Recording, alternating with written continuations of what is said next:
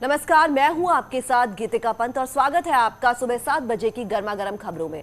चुनाव तारीखों के ऐलान के बाद पार्टियों में टिकट को लेकर मंथन का दौर शुरू हो चुका है। चुनाव को लेकर बीजेपी की आज दिल्ली में बड़ी और अहम बैठक होने वाली है। कल लखनऊ में बीजेपी की अहम बैठक थी, तो आज दिल्ली में यूपी बीजेपी के तमाम बड़े नेता प्रत्याशियों के नाम पर मंथन करने पहुंच रहे हैं। राष्ट्रीय अध्यक्ष जेपी नड्डा और संगठन महामंत्री के साथ चुनाव पर अहम चर्चा होगी। कयास लगाए जा रहे हैं कि इस बैठक से पहले चरण में उम्मीदवारों पर मंथन होगा। दिल्ली में होने वाली इस बैठक में सीएम योगी आदित्यनाथ, दोनों डिप्टी सीएम केशव प्रसाद मौर्य और दिनेश शर्मा, प्रदेश अध्यक्ष स्वतंत्र देव सिंह और सुनील बंसल शामिल होंगे।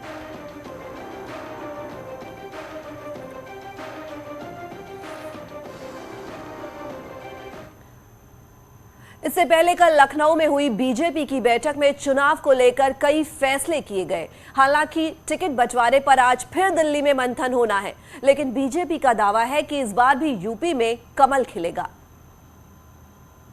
हमारी प्राथमिकता है कि सभी का प्रत्याशी हो, प्रत्याशी सर्व स्वीकार्य हो और उसकी निष्ठा पार्टी संगठन के प्रति हो और कार्यकर्ता अपने को सहज महसूस करता हो।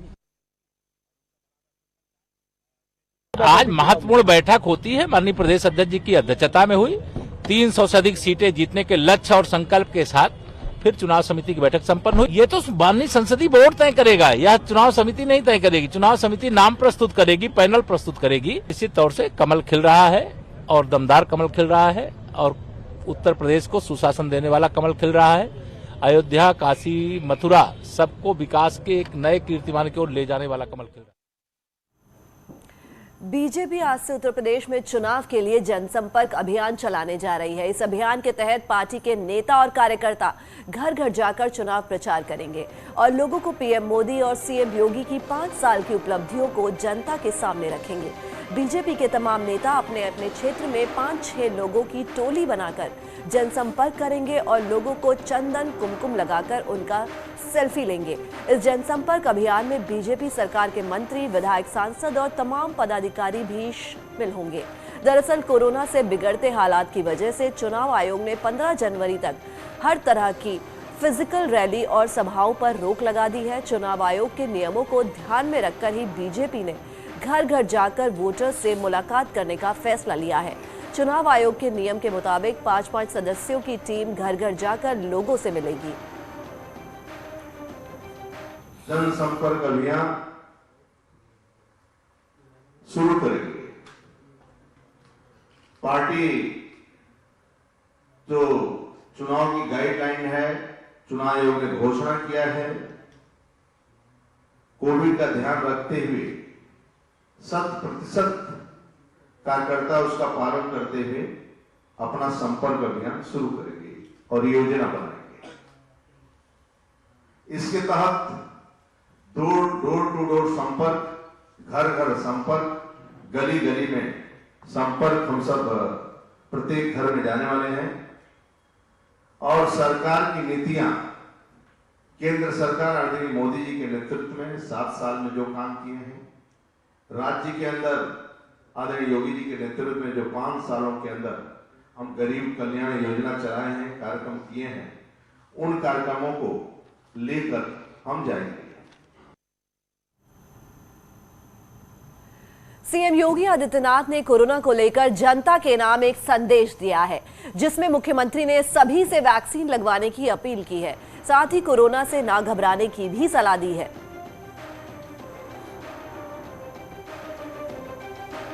जनार्दन ने प्रदेश के समग्र विकास और सुरक्षा में पिछले 5 वर्ष के दौरान निरंतर अपना सकारात्मक योगदान हमें दिया है।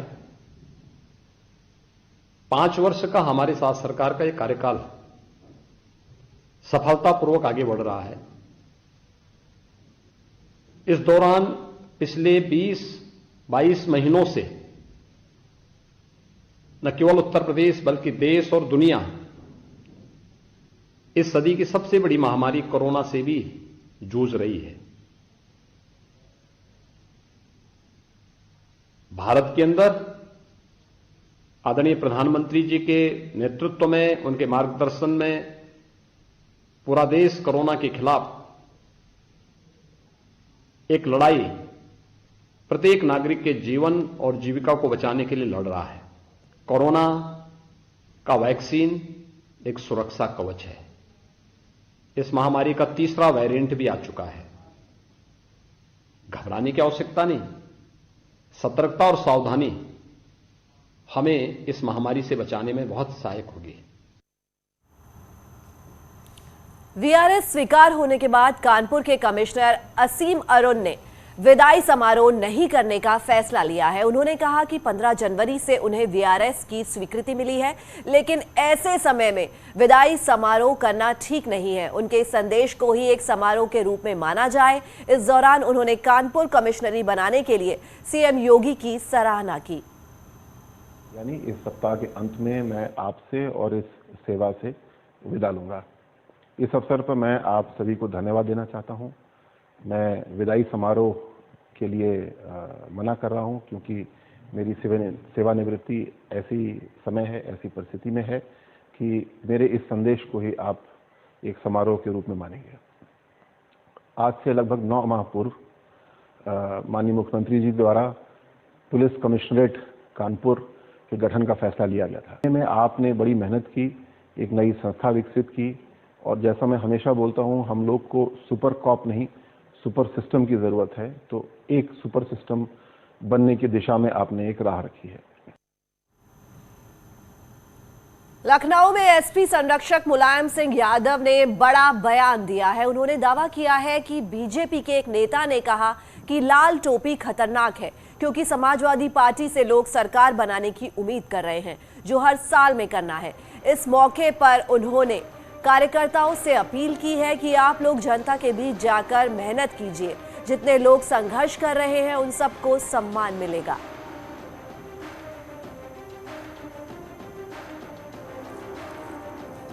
सबसे बड़े नेता बीजेपी के वो कहते समाजवादी पार्टी की ये लाटोपी खतरनाक है। लाटोपी से परेशान हो गए, क्या रखना, लाटोपी से परेशान हो गए, इसलिए आपके बहुत उम्मीद कर रहे हैं जैसा पूरी तरह से सरकार बनाना है। यूपी चुनाव में ब्राह्मण वोटों को हासिल करने के लिए राजनीतिक दलों ने होड़ मची हुई है।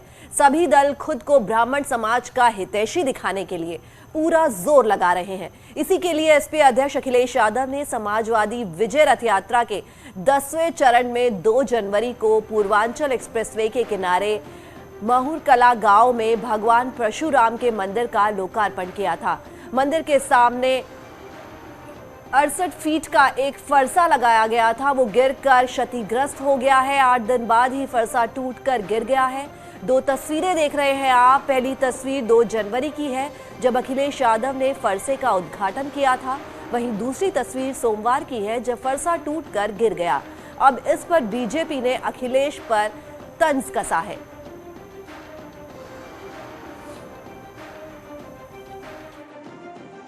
समाजवादी पार्टी किस प्रकार से चुनावी हिंदू बनी है, इसका आज एक जीता जागता उदाहरण दिखाई पड़ा, जब भगवान परशुराम की मूर्ति में भी मिलावट और भ्रष्टाचार करने का काम किया, मूर्ति में भी घोटाला कर देने का काम किया है। भगवान परशुराम की जो मूर्ति नहीं बना सकते, उस मूर्ति से फरसा टूट करके गिर गया। इस फरसे से ही समाजवादी पार्टी का नाश हो जाएगा। समाजवादी पार्टी ब्राह्मणों को लुभाने के लिए भगवान परशुराम का आज प्रयोग करने का काम कर रही है। जो भगवानों की जाति देखते हो, जो भगवानों का चुनाव के लिए इस्तेमाल करने का प्रयास कर रहे हो, ऐसे लोगों को भगवान भी माफ नहीं करेंगे और जनता जनार्दन भी माफ नहीं करेगी। समाजवादी पार्टी का यह भ्रष्टाचार अब सबके सामने उजागर हो गया है।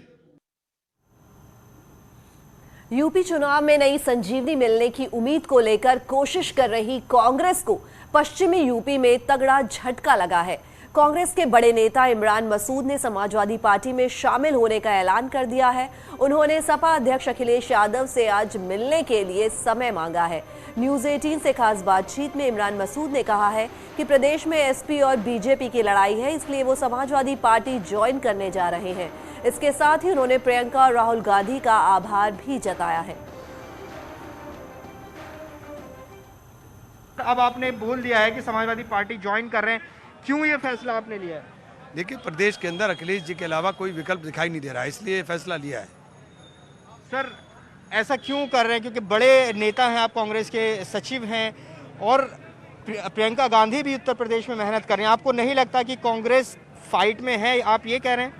देखिए, प्रियंका जी बहुत बड़ी नेता हैं, उन्होंने बहुत मेहनत की और मैंने बार बार कहा भी है, और मैं प्रियंका जी का एहसानमंद ज़िंदगी भर रहूँगा। उन्होंने मुझे काम करने का मौका दिया, मुझे राजनीति के अंदर हैसियत दी, मैं उनका एहसानमंद रहूँगा। लेकिन उत्तर प्रदेश की वर्तमान राजनीतिक परिस्थिति इस प्रकार की है कि लड़ाई सीधे भाजपा और सपा के बीच में है, और भाजपा और सपा के बीच की लड़ाई के बीच में हमें फैसला लेना है। वहीं दूसरी तरफ इमरान मसूद समेत 10 नामजद और 300 अज्ञात लोगों पर आचार संहिता का उल्लंघन की धारा 188 और महामारी एक्ट की धारा में केस दर्ज हुआ है। इमरान मसूद पर अंबाला रोड पर कार्यकर्ताओं और समर्थकों के साथ बिना परमिशन बैठक करने के लेकर मामला दर्ज किया गया है। इमरान पर आचार संहिता के उल्लंघन और कोरोना गाइडलाइन का पालन नहीं करने का आरोप है। एसएसपी आकाश तोमर ने कबूतेश्वर थाना प्रभारी को कार्रवाई के लिए आदेश दिए हैं। मामला सहारनपुर के कुतुबशेर थाने के दर्ज हुआ है।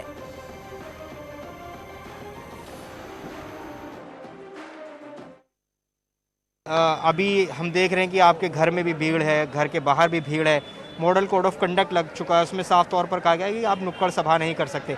क्यों ना माना जाए ये आचार संहिता का उल्लंघन है? मैं घर की छत पर खड़ा हूँ, नुक्कड़ सभा तो नहीं हो रही ना। मैं तो घर के पहले सर सभा में बहुत भीड़ थी। नहीं, मैं जहाँ नहीं, देखिए, मैं अपने घर के अंदर खड़ा हूँ और मैंने घर के अंदर ही अपने ऑफिस के अंदर, वो मेरा कार्यालय, अपने कार्यालय में बैठा था।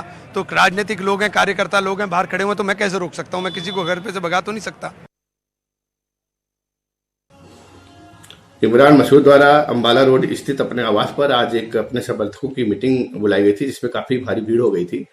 उनके द्वारा इस मीटिंग के आयोजन की पूरी अनुमति नहीं ली गई थी, जबकि पूरे प्रदेश में आदर्श आचार संहिता चुनाव की लागू है।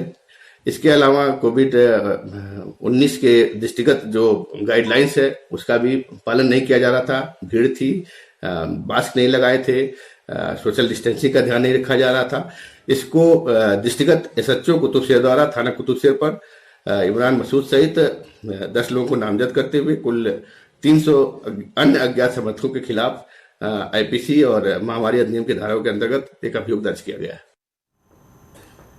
यूपी में आचार संहिता उल्लंघन पर निर्वाचन आयोग ने नेताओं पर नकेल कसनी शुरू कर दी है। बुलंदशहर में आचार संहिता उल्लंघन पर एसपी के बाहुबली नेता और पूर्व विधायक गुड्डू पंडित पर बड़ी कार्रवाई की है। डीसीपी ने वाहनों के काफिले के साथ चल रहे गुड्डू पंडित के काफिले में शामिल वाहनों से एसपी के झंडे और बैनर उतरवा लिए। डीसीपी ने काफिले में शामिल वाहनों की सघन तलाशी भी ली और कई शब्दों में एसपी के पूर्व विधायक को चेतावनी देकर वाहनों को आगे जाने दिया। पूर्व विधायक गुड्डू पंडित का आरोप है कि पुलिस ने जानबूझकर उनके वाहनों पर कार्रवाई की।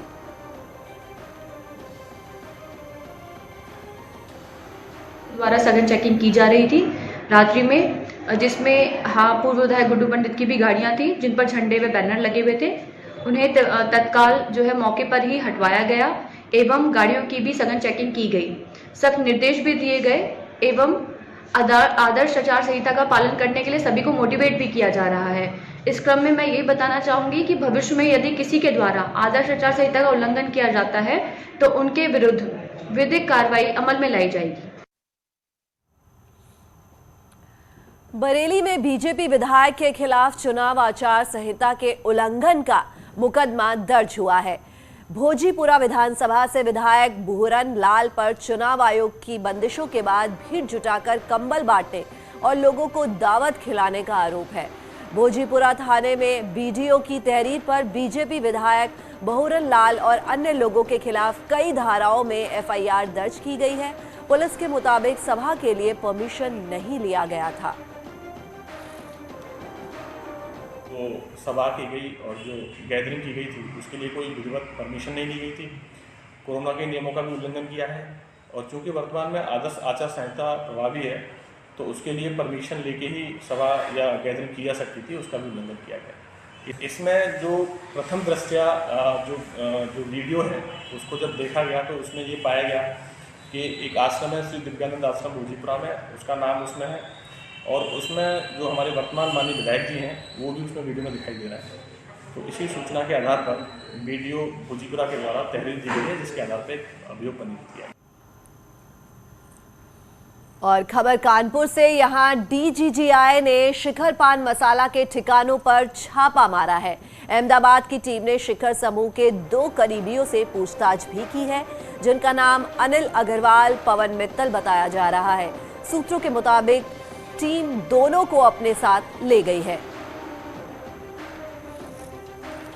डीजीजीआई की अहमदाबाद यूनिट ने एक बार फिर से कानपुर में छापेमारी की शुरुआत की। इस बार शिखर पान मसाला समूह के 2 प्रमुख, जिसमें अनिल अग्रवाल और पवन मित्तल का नाम बताया जा रहा है। अगर सूत्रों की माने, इन दोनों से कई घंटे तक पूछताछ चली और उसके बाद डीजीजीआई की टीम इन्हें लेकर किसी और स्थान पर चली गई। इस वक्त जहां मैं खड़ा हूं वो ये कार्यालय है, deputy director general of goods and service tax intelligence विभाग का है। अगर सूत्रों को माने तो उनको लेके एक बार यहाँ आया गया था, यहाँ के बाद से टीम उनको लेके फिर से किसी और स्थान पर चली गई। यानी कहीं से भी अब शिखर पान मसाला की भी परेशानियां कम होती नहीं दिख रही हैं। और सूत्रों की माने तो बहुत जल्द उनसे भी पूछताछ होगी, क्योंकि पीयूष जैन के बाद जिस प्रकार से जो लिंक निकला था, जो पेपर्स में एविडेंस आया था, उसमें कहीं ना कहीं इन दोनों लोगों का नाम सामने आ रहा है। ये दोनों लोग शिखर पान मसाला समूह के मेन फिगर्स कानपुर के माने जा रहे हैं। अब देखना ये होगा, जब ये जांच समाप्त होगी तब जाके पता चलता है कि आखिर वास्तविकता थी क्या। विजिलेंस आशीष पांडे के साथ अमित गंजू, न्यूज़ 18 कानपुर। देश में कोरोना के आंकड़े तेजी से बढ़ रहे हैं। यूपी में सोमवार को फिर से कोरोना के काफी केस आए हैं और प्रदेश में 8,334 कोरोना के मामले मिले हैं, जिसके बाद एक्टिव केसों की संख्या 33,946 हो गई है।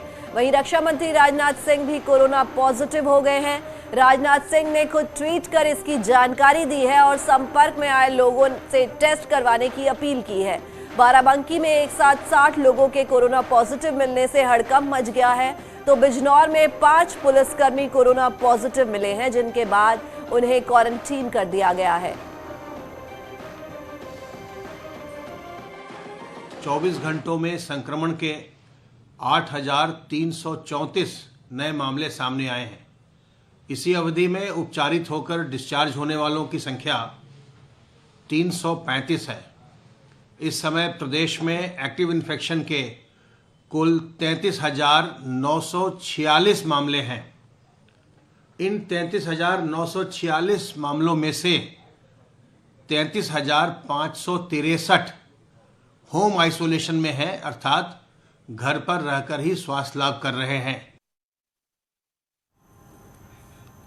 कोरोना के बढ़ते मामलों को लेकर वाराणसी में पाबंदियां बढ़ा दी गई हैं। नई गाइडलाइंस के तहत अब शाम को 4 बजे से गंगा घाट, पार्कों और गंगा रेती पर जाने पर प्रतिबंध लगा दिया गया है, जिसके कारण वाराणसी के घाट एक बार फिर से सुनसान होने जा रहे हैं। घाटों पर कल शाम होते ही पुलिस फोर्स ने दर्शनार्थियों और पर्यटकों से खाली करवाना शुरू कर दिया था। पुलिस बकायदा अनाउंस करके लोगों को 4 बजे के बाद घाट पर नहीं आने के लिए जागरूक करती दिखी।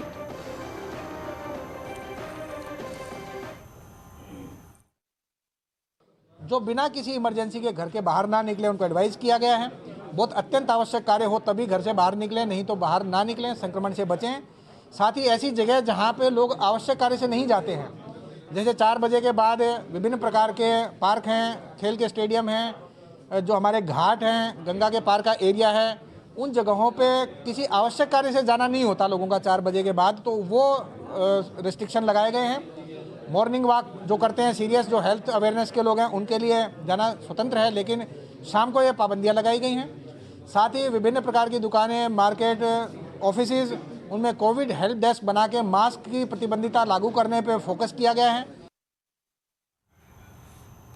कोरोना का असर वाराणसी के गंगा घाटों पर होने वाली आरती पर भी पड़ा है। अब कोरोना गाइडलाइंस के तहत सांकेतिक रूप से गंगा घाट पर मां गंगा की आरती की जा रही है। कोरोना के बढ़ते आंकड़ों के बीच प्रशासन ने धार्मिक स्थलों के लिए एडवाइजरी जारी की है, जिसके बाद से दशाश्वमेध घाट पर होने वाली प्रसिद्ध गंगा आरती के आयोजकों ने बड़ा कदम उठाया है। एक बार फिर से इस घाट पर गंगा आरती सांकेतिक रूप से की जा रही है, जिसमें 5 अर्चकों के स्थान सिर्फ 1 अर्चक ने गंगा पूजन और आरती की।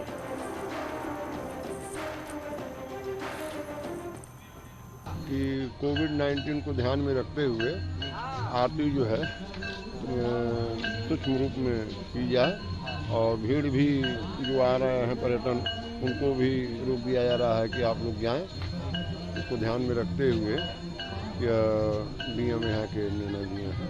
नहीं, ये अच्छा कदम है और ये हमको हमारे हिसाब से थोड़ा और पहले कर देना चाहिए था, क्योंकि भीड़ काफ़ी थी और हमारे डीएम साहब का जो निर्णय है उसकी वजह से ये करना जरूरी था और जो हुआ बहुत अच्छा हुआ है। घाट काफ़ी प्रशासन ने आज खाली करा दिया है।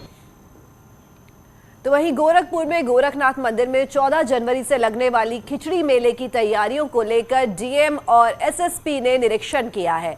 इस दौरान दूर दराज से आने वाले श्रद्धालुओं को कोई परेशानी ना हो, इसकी दिशा निर्देश दिए गए हैं। साथ ही श्रद्धालुओं की सुरक्षा व्यवस्था का भी जायजा लिया। मंदिर में सुरक्षा के लिए पुलिस और होमगार्ड जवानों के साथ साथ